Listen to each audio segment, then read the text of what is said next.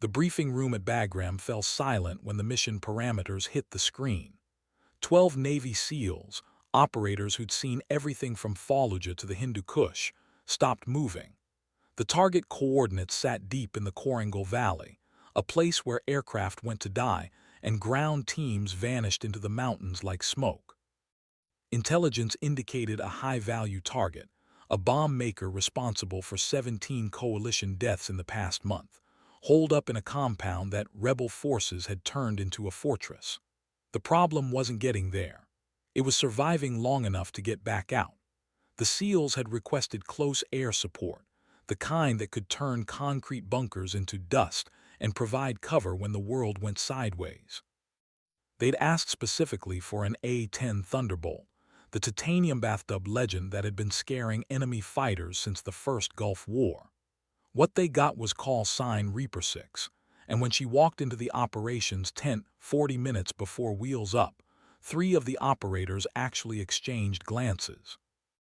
Captain Devorah Kine stood 5'6" in her flight suit, dark hair pulled back tight, face showing the kind of weathering that came from too many hours in cockpits and not enough sleep between deployments.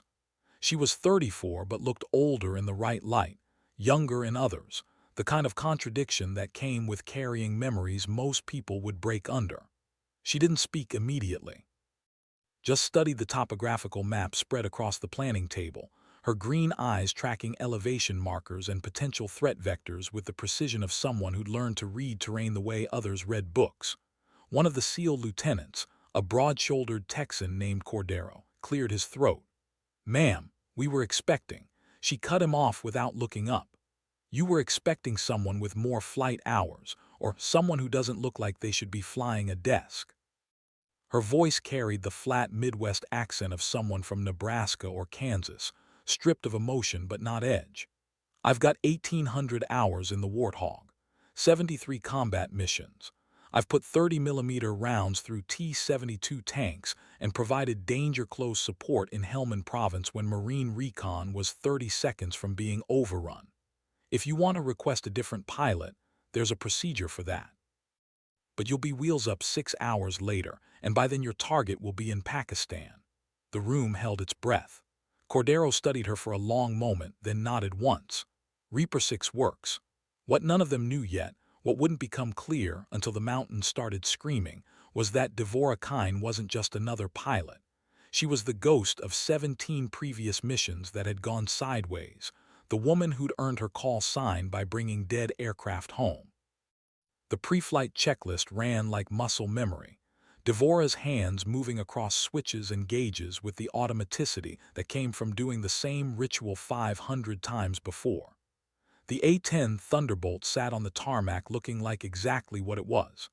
An ugly, brutally efficient machine built around a gun so powerful the aircraft had to be designed to handle its recoil. 7 tons of thrust, titanium armor bathtub protecting the cockpit, 11 hardpoints loaded with Maverick missiles and Hydra rockets. The GAU-8 Avenger rotary cannon nestled in the nose like the main character, 30mm of depleted uranium armor-piercing rounds that could chew through anything on the battlefield at 65 rounds per second. She'd named this particular bird Magdalene, after her grandmother who'd survived the Blitz in London by refusing to go into the shelters, who'd instead sat in her kitchen drinking tea while the bombs fell. There was something about that defiance, that absolute refusal to be moved by fear, that Devorah understood on a molecular level. She ran her hand along the fuselage before climbing the ladder, feeling the patches where maintenance had repaired battle damage from previous missions, the scars that made Magdalene hers in a way a fresh aircraft never could be. The crew chief, a staff sergeant named Ramirez who'd been turning wrenches on Warthogs since before Devorah learned to drive, gave her the thumbs up. "She's loaded for bear, Captain. Just bring her back in one piece this time." The reference was to her last mission 3 weeks ago, when she'd landed Magdalene with half the left wing shot away and hydraulics leaking across the runway like arterial blood. The maintenance report had been 17 pages long. Devorah just smiled. "I always do." The canopy came down with a solid thunk, sealing her into the familiar coffin of instruments and heads-up displays.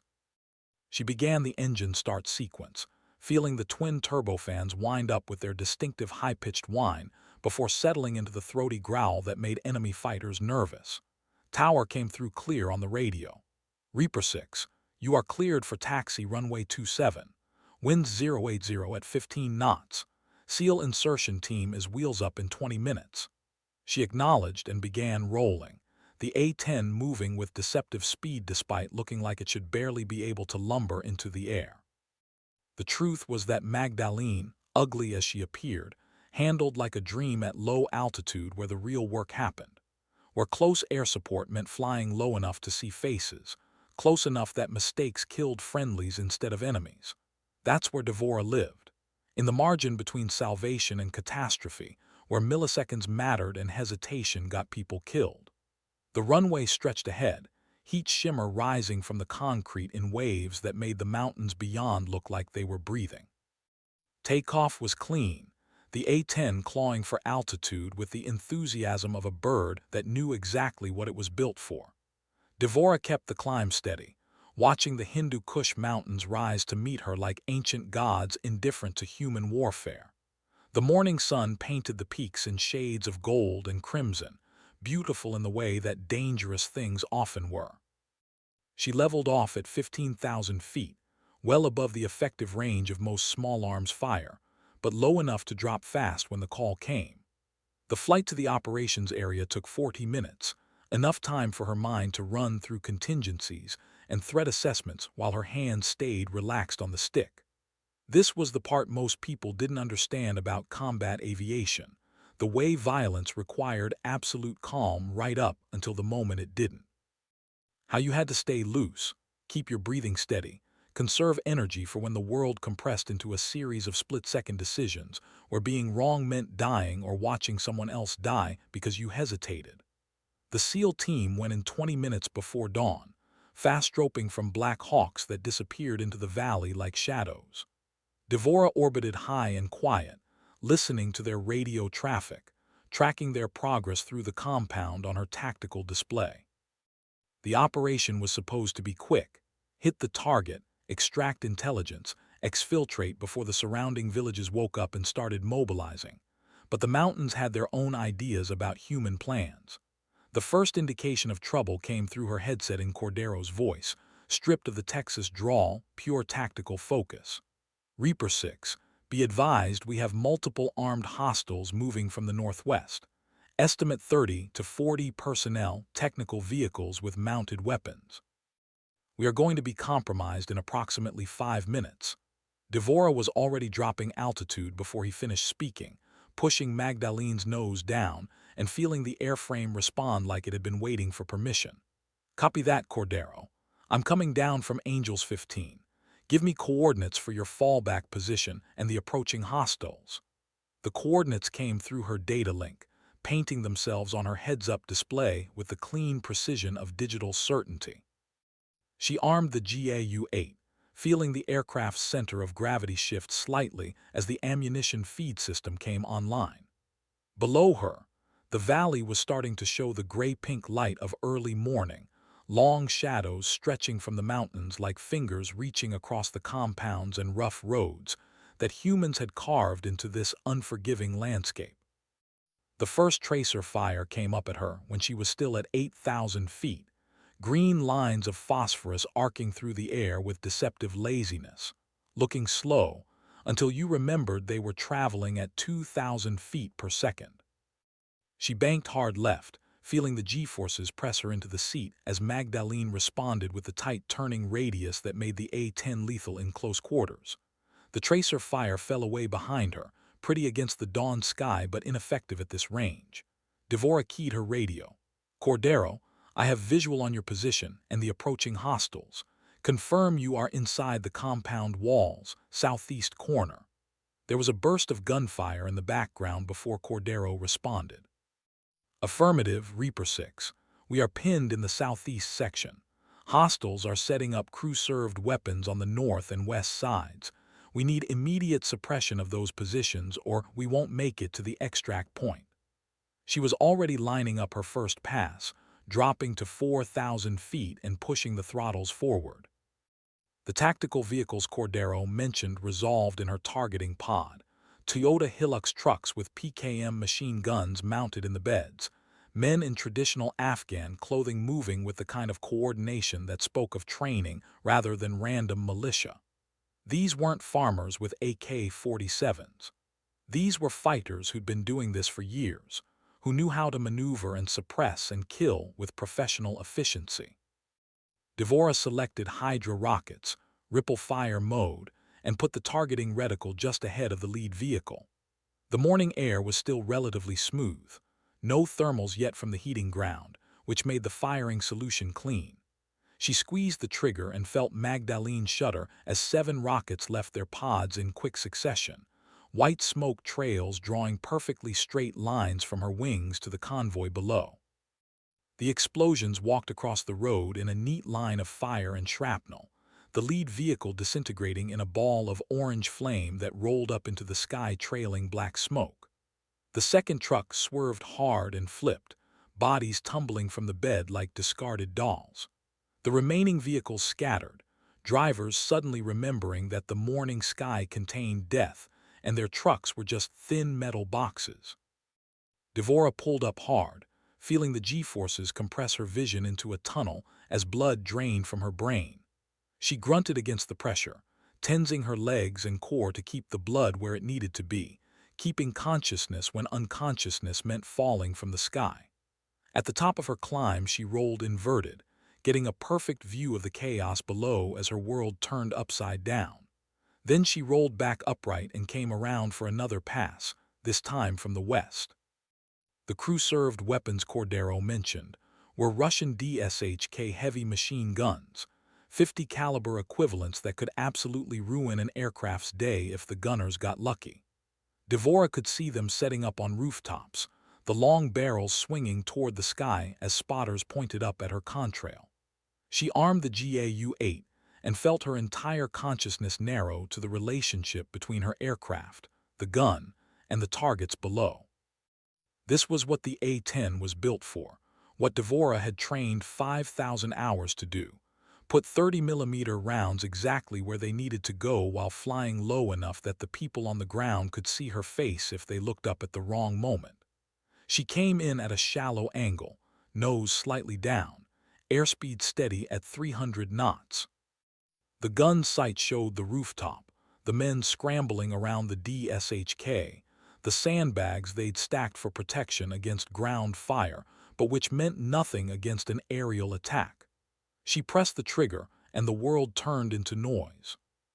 The GAU-8 firing was less a sound and more a physical phenomenon, a deep BRRRT that you felt in your bones and teeth, the airframe vibrating as the 7-barrel rotary cannon spun up to 4,000 RPM and sent a stream of depleted uranium rounds downrange at nearly a mile per second. The rooftop exploded into dust and rubble, the DSHK disintegrating along with anyone unfortunate enough to be standing near it. Devora walked the fire across 2 adjacent buildings, chewing through walls and vehicles, and anything else that had the misfortune to be in the path of what was effectively a flying cannon that happened to have a plane attached to it. Tracer fire came up at her again, more urgent now. Streams of green phosphorus converging from multiple positions as every fighter in the valley suddenly decided the aircraft overhead was a more immediate threat than the Americans in the compound. Rounds cracked past her canopy, close enough that she could hear them even over the engine noise, little supersonic whips of sound that meant someone down there was getting lucky. An alarm went off in her cockpit, the radar warning receiver screaming that someone had locked her up with a targeting system. Devora's eyes flicked to the display. SA-7 Grail, a shoulder-fired surface-to-air missile, Vietnam-era, but still perfectly capable of swatting an aircraft from the sky. She punched out chaff and flares, hot magnesium burning in her wake to confuse the infrared seeker, and yanked Magdalene into a hard right bank that put 6 G-forces on the airframe and made her vision gray at the edges. The missile went for the flares, exploding 200 meters behind her in a flash of white light that briefly turned the dawn into midday. Devora leveled out at 3,000 feet, breathing hard, sweat running down her spine beneath the flight suit. Her hands were steady on the stick and throttle muscle memory, and training overriding the adrenaline dump that wanted to make her shake. Cordero's voice came through her headset, urgent but controlled. Reaper 6, good effect on target. Enemy forces are withdrawing to the north. We are moving to extract Point Bravo, but we've got wounded. We need cover for the next 10 minutes until the birds arrive. 10 minutes. In combat aviation, that was an eternity, a lifetime, enough time for everything to go wrong in 17 different ways. Devora checked her fuel state and weapons loadout. Half her Hydra rockets gone. 2,000 rounds left in the GAU-8. Mavericks still on the rails in case something armored showed up. Fuel was good for another 40 minutes of station time. She could do 10 minutes. She could do 10 minutes standing on her head if that's what it took to get 12 SEALs back to base alive. Copy that, Cordero. I'm not going anywhere. You focus on moving your wounded. I'll make sure nobody follows you. She climbed back to 5,000 feet and began a racetrack pattern over the compound, watching her tactical display for any indication of regrouping enemy forces. The sun was fully up now, harsh mountain light that turned shadows into hard-edged black shapes and made everything hyperreal. Smoke from burning vehicles rose in vertical columns until the wind caught it and bent it sideways. Bodies lay scattered in the streets, some moving, some not. This was the aftermath of close air support, the reality that didn't make it into recruitment videos, broken people and destroyed equipment, and the smell of burning fuel and flesh that she couldn't actually smell from 5,000 feet but remembered from other missions, other mornings when she'd flown low enough to see faces. A technical vehicle emerged from a side street, moving fast toward the SEAL's position. Devora rolled in immediately, no hesitation, selecting another Hydra rocket and putting the reticle on the truck's cab. The rocket left the rail clean, motor igniting in a flash of white smoke, tracking straight and true for 3 seconds before hitting the vehicle just behind the driver's door. The truck disappeared in flame. She pulled up and continued her orbit, eyes scanning for threats, systems monitoring for warning tones, mind calculating fuel burn and time on station, and backup plans if something went wrong. The Black Hawks came in low and fast, nap of the earth flying that kept them below the ridgelines, and made them hard targets for anything heavier than small arms. Devora watched them flare hard and settle into the extract point, rotors kicking up dust that obscured everything in a brown cloud. Cordero's team would be loading now, wounded first, then the others, everyone moving with the trained efficiency that came from doing this enough times that it was choreographed. The helicopters were on the ground for 90 seconds, which in this environment felt like standing naked in a hurricane. Devora kept her orbit tight, watching for any indication of enemy forces trying to interfere. A group of fighters emerged from a compound 200 meters north of the extract point, moving fast with weapons up. She didn't have time for finesse. She rolled in steep, pushed the nose down until the ground filled her windscreen, and held the trigger down on the GAU-8. The cannon roared, sending a 5-second burst downrange that chewed up the earth in front of the fighters like an invisible plow. They scattered, diving for cover, the advance broken by the simple reality that running toward a target while an A-10 was overhead was suicide. The Black Hawks lifted off, gaining altitude and speed as they cleared the compound. Cordero's voice came through one last time. Reaper 6, all personnel accounted for. Thanks for the cover. You're clear to RTB. Return to base. The sweetest words in military aviation. Devora acknowledged and pointed Magdalene's nose east, toward Bagram, toward safety, toward the debriefing and the paperwork and the questions about ammunition expenditure. She climbed to cruise altitude, letting the adrenaline slowly drain from her system, feeling the familiar emptiness that came after combat, the way violence took something from you even when you won, even when everyone made it home. The flight back took 40 minutes that felt like 4. The Hindu Kush passed below, beautiful and indifferent, mountains that had watched human beings kill each other for thousands of years and would continue watching long after the last American helicopter left for good. Devora thought about the fighters she'd killed this morning, wondered if they had families, wondered if they'd wake up this morning expecting to die. Probably not. Nobody ever did. That was the trick of it, the cosmic joke. You woke up, you made plans, you thought about tomorrow, and then sometimes an A-10 thunderbolt appeared overhead and tomorrow became irrelevant. She pushed the thoughts away and focused on the approach to Bagram, landing checklist running through her mind automatically. The landing was smooth, Magdalene settling onto the runway with the grace that belied her ugly exterior. Devora taxied to the revetment where ground crew waited, feeling the familiar transition from combat pilot to regular person, the way you had to shove everything you'd just done into a mental box so you could function normally around people who hadn't spent the morning killing strangers from 5,000 feet. The canopy came up and the Afghan heat hit her like a physical force, dry and brutal. She climbed down the ladder on legs that were shakier than she'd admit, pulled off her helmet and stood for a moment just breathing, just being alive on solid ground. Ramirez did his walk around, checking for damage, and stopped at the left engine nacelle. "Captain, you're gonna want to see this." She walked over, already knowing what she'd find before she saw it. Bullet holes. 3 of them stitched across the nacelle in a tight group, close enough that someone with a rifle had gotten very, very lucky, or unlucky depending on perspective.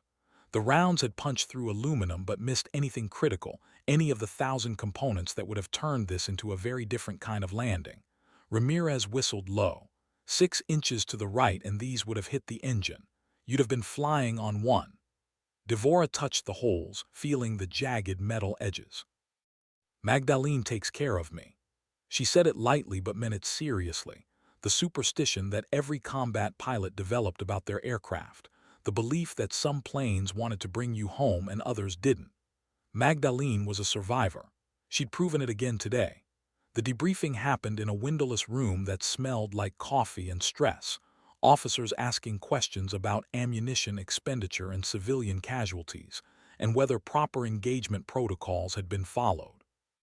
Devora answered mechanically, her mind already partway disconnected, running through the mission in clinical detail while keeping the emotional weight of it locked away.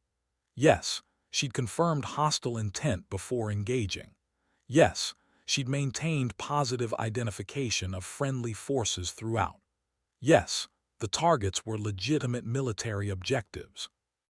No, she hadn't observed any civilian casualties, though in a place like the Korangal Valley, the line between civilian and combatant was often negotiable depending on who was asking and why. The SEAL team commander, a full commander named Rawlings who looked like he'd been fighting wars since Vietnam, stopped her as she was leaving. "Captain Kine, your support this morning saved American lives. I'm putting you in for a commendation." She nodded once, accepting the words without emotion because emotion made this harder. "Just doing the mission, sir." That night in her quarters, a 10 by 10 box with a cot and a footlocker and nothing else, Devora lay in the dark and stared at the ceiling and thought about the call sign. Reaper 6. It had started as a joke, the kind of gallows humor that military personnel used to process the reality of what they did for living. She'd gotten it after her 3rd combat mission, a troops-in-contact situation where a Marine platoon was about to be overrun by Taliban fighters pouring out of a cave complex. She'd put so many rounds downrange that the GAU-8 had overheated, smoke pouring from the cannon barrels. The Marines had called it biblical, the way death had fallen from the sky with mechanical precision. Someone on the radio had said she was reaping the harvest, and the name stuck. The 6 came later, after her 6th mission, when she'd stayed on station during a casualty evacuation despite being Winchester out of ammunition and critically low on fuel. She'd orbited over the wounded soldiers, empty aircraft making gun runs with nothing but engine noise and the threat of what she could still do, keeping enemy fighters' heads down by sheer presence until the medevac bird arrived. That kind of thing became legend in the close-knit community of forward operating bases and combat aviation squadrons. Reaper 6. The pilot who didn't leave, who didn't quit, who would stay overhead until fuel starvation forced her to land or crash trying. It was a reputation she'd never asked for but had come to inhabit completely, the way a role sometimes chose you rather than the other way around. But tonight, alone in the dark with the sound of distant generators humming through the walls, Devora thought about the weight of it. 17 previous missions she'd been told about in briefings, scenarios where close air support had failed, where pilots had been unable or unwilling to provide the level of violence necessary to save troops on the ground. Those failures haunted the tactical planning boards, case studies in what not to do, examples of when close air support doctrine fell apart against reality. She was supposed to be the answer to those failures. The pilot who could be relied upon to do whatever was necessary, to fly lower and risk more and stay longer than any reasonable person would. It was an impossible standard that she'd somehow managed to meet again and again, until meeting it became her identity. She wondered, not for the first time, what would happen when she couldn't meet it anymore, when age or injury or simple probability caught up, and she failed the way everyone eventually failed. 3 weeks passed before the next mission. 3 weeks of maintenance flights and training exercises, and the bureaucratic tedium that made up 90% of military aviation. Devora flew, trained, slept, and tried not to think too much about the bullet holes in Magdalene's nacelle that had been patched but remained visible if you knew where to look. The scar tissue of survival. Then the call came at 0300, the worst possible time, dragging her from sleep to full consciousness in seconds. Another troops in contact situation, this time deeper in the mountains. A Green Beret ODM team that had been conducting reconnaissance and stumbled into something much larger than intelligence suggested. They were pinned down, surrounded, running low on ammunition. They needed close air support and they needed it 30 minutes ago. Devora was wheels up in 12 minutes, launching into a night sky so dark and clear the stars looked close enough to touch. Night missions were different. The world reduced to instrument displays and infrared imagery, everything in shades of green and gray, depth perception compromised by lack of visual reference points. She flew on instruments and instinct, the autopilot handling the boring parts while her mind ran through night combat procedures, and tried not to calculate the odds of everything going perfectly versus any of the 1,000 ways this could end badly. The mission area was 90 miles northwest, terrain that got progressively worse the farther you went, valleys deeper and peaks higher, until you were threading needle gaps between mountains that could reach up and swat an aircraft from the sky if the pilot made one wrong turn. Devora had studied the maps until she could fly the route in her sleep, which was good because visibility was essentially zero, clouds obscuring the ground, forcing her to trust the terrain following radar and the GPS coordinates painting themselves on her display. The Green Beret team leader's call sign was Red Hawk 3, and his voice when it came through her headset was controlled but carried the edge of someone working very hard to sound calm while their world was ending. Reaper 6, we are at grid Papa Quebec 7742, taking effective fire from multiple directions. We have 2 urgent surgical and 1 priority. We need immediate CAS, danger close, fire missions on my mark. Danger close. The words every close air support pilot learned to respect and fear.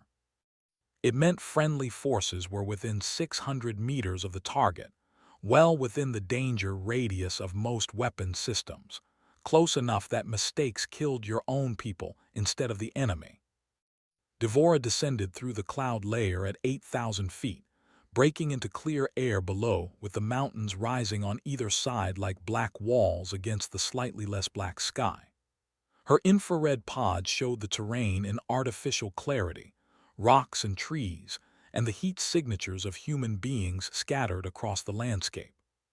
She designated Red Hawk 3's position based on his coordinates, marked it on her display with a green icon that represented 12 American lives depending entirely on her ability to put high explosives exactly where they needed to go without killing anyone she was trying to save. Red Hawk 3, Reaper 6 has your position marked. Describe your target and give me direction and distance from your location. There was a burst of automatic weapon fire in the background, so loud it distorted the radio transmission. Then Red Hawk 3's voice, tight with stress. Multiple fighting positions on the ridgeline to our north, approximately 100 meters from our location. They have us zeroed with PKM machine guns and RPGs. We cannot move, cannot maneuver. We need you to suppress those positions so we can displace to alternate cover. 100 meters. In aviation terms, that was spitting distance, close enough that any error in bombing run angle or weapon release point would put shrapnel into the people she was supposed to be protecting. Devora switched her targeting pod to maximum magnification, scanning the ridgeline, picking out the heat signatures of enemy fighters moving between firing positions. There, she could see the muzzle flashes, strobing white-hot in the infrared display, machine guns hammering rounds downslope toward where the green berets were dug in. She selected the GAU-8 cannon, the only weapon system precise enough for this kind of work, and began her attack run from the east, coming in perpendicular to the ridgeline so her fire would be parallel to the friendly position rather than pointed toward it. Airspeed steady at 280 knots, altitude dropping to 2,000 feet above ground level, low enough that if something went wrong, she'd have maybe 4 seconds to eject before hitting the mountains. The gun sights showed the ridgeline, the fighting positions, the distance from friendly forces calculated and recalculated by the ballistic computer.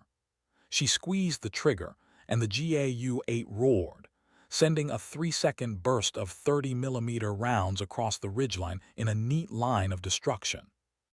Rock exploded into fragments, dirt geysered into the air, and the infrared display showed heat signatures collapsing, falling, going still as depleted uranium rounds traveling at 3,000 feet per second ended arguments about tactics and doctrine in the most permanent way possible. She pulled up hard, trading airspeed for altitude, climbing back to 3,000 feet while her eyes scanned for threats and her hands moved across the cockpit controls with practiced efficiency. Below, the volume of fire directed at the green beret position had decreased noticeably. Red Hawk 3's voice came through, slightly less tense than before. Good hits, Reaper 6. Enemy fire suppressed but not eliminated. We are moving now to alternate position. Request you maintain station. She acknowledged and began another orbit, watching the infrared display as 12 heat signatures moved across the terrain, carrying wounded, covering each other's movement with the kind of coordination that looked chaotic to outsiders, but was actually highly trained tactical displacement. More enemy fighters appeared on the ridgeline, moving up from positions further back, reinforcing the line, pouring fire down at the Americans below. This wasn't a random Taliban patrol. This was a prepared ambush that had been waiting for someone to walk into it, positions already established, interlocking fields of fire, probably backup forces staged within minutes of the contact point. The Green Berets had stumbled into something much larger than reconnaissance was supposed to encounter. Devora rolled in for another pass, this time from the west, hitting the reinforcements before they could establish firing positions. The GAU-8 spoke again, that distinctive BRRRT that she felt through the entire airframe, rounds chewing through earth and stone, and the soft, fragile bodies of human beings who'd made the mistake of thinking the night would protect them from death falling from above. She expended another 2,000 rounds in 4 passes, systematically destroying fighting positions along the ridgeline until the infrared display showed nothing but cooling corpses and burning equipment. Her fuel state was getting critical, the gauge showing 20 minutes before she'd have to leave station and head for the nearest tanker aircraft. She called Red Hawk 3. "I'm getting low on fuel. What's your status?" There was a long pause, longer than radio etiquette normally allowed, and when Red Hawk 3 responded, his voice had changed, gone flat in the way that meant something had shifted. "Reaper 6, we've got movement in the valley below our position. Multiple vehicles, headlights on, moving fast. Estimate 15 to 20 technical trucks inbound our location, ETA 5 minutes. We cannot evade. Recommend you prosecute those targets immediately." Devora's eyes found the vehicles on her infrared display, a convoy racing along a valley road with the kind of speed that spoke of urgency and hostile intent. 20 trucks meant potentially 100 fighters, overwhelming force against a team of 12. She did the math instantly, the cold calculation that every combat pilot learned to make. 5 minutes until the trucks reached the green berets. 20 minutes of fuel remaining. The nearest tanker was 40 minutes away. She could hit the convoy and probably destroy most of it, but that would leave her with barely enough fuel to reach the tanker, no margin for error, no backup if the refueling went wrong. Or she could leave now, get fuel, come back in an hour when the green berets would likely be dead or captured. The calculation took 2 seconds. The decision took less than 1. Roger, prosecuting targets now. She armed her remaining Maverick missiles, locked the lead vehicle in the convoy and fired. The missile dropped from the wing rail, motor ignited, and streaked downward, trailing white-hot exhaust. It covered the distance to the target in 4 seconds and hit the lead truck squarely in the engine compartment, detonating with enough force to flip the vehicle end over end. The trucks behind it swerved and scattered, realizing too late that they'd just become targets. Deborah fired her second Maverick at the middle of the convoy, the missile tracking true and destroying another technical in a ball of orange fire. Then she switched to Hydra rockets and began making gun runs, each pass putting rockets into the scattered vehicles, each explosion lighting up the night. The convoy broke apart, trucks peeling off in different directions, some heading back the way they came, others abandoning vehicles and running into the hills. She chased them with the GAU-8, walking fire across the road and into the hillsides, not trying to kill every individual fighter but creating enough chaos and destruction that the organized assault fell apart into panicked retreat. When she finally pulled up and checked her fuel gauge, the warning light was on. 15 minutes remaining, maybe less depending on how hard she'd been working the engines. The nearest tanker was still 30 minutes away at best speed. Red Hawk 3's voice came through, and this time there was something different in it, an emotion that hadn't been there before. Reaper 6, convoy neutralized. You just saved our lives. But I'm looking at your fuel state on the data link. You need to leave right now, or you're not going to make it back. Deborah looked at the fuel gauge, at the warning light glowing amber in the darkness of the cockpit. She thought about the bullet and holes in Magdalene's nacelle, about the reputation she carried, about the 17 previous missions that had failed because pilots had made the reasonable choice instead of the necessary one. She made her decision with the clarity that came from knowing exactly who she was and what she'd chosen to become. Negative, Red Hawk 3. I'm staying on station until your extract bird arrives. I can stretch fuel another 15 minutes if I idle back the engines and maintain altitude. There was a pause on the radio, and when Red Hawk 3 responded, his voice carried something that might have been awe or might have been disbelief or might have been both. Reaper 6, that's suicide. You won't make the tanker. She smiled in the darkness of her cockpit, a small private expression that no one would ever see. Then I'll glide. Done it before. That was a lie, but it sounded good, and sometimes in combat aviation the truth was less important than the belief that someone overhead wouldn't quit, wouldn't leave, would stay until the job was done no matter what it cost. She pulled back the throttles to minimum cruise power, feeling Magdalene settle into a gentle orbit at 5,000 feet. The fuel gauge continued its steady decline toward empty, inexorable as a countdown. Below, the Green Beret team was moving again, heading toward a clearing where a helicopter could land, moving as fast as wounded men could move through terrain that wanted to kill them even without enemy action. Deborah watched them on her infrared display, 12 heat signatures against the cold mountain night, fragile and determined. The minutes passed with agonizing slowness, each one bringing the fuel gauge closer to zero. She calculated and recalculated range to the tanker, glide ratio if the engines flamed out, alternate landing sites if everything went completely wrong.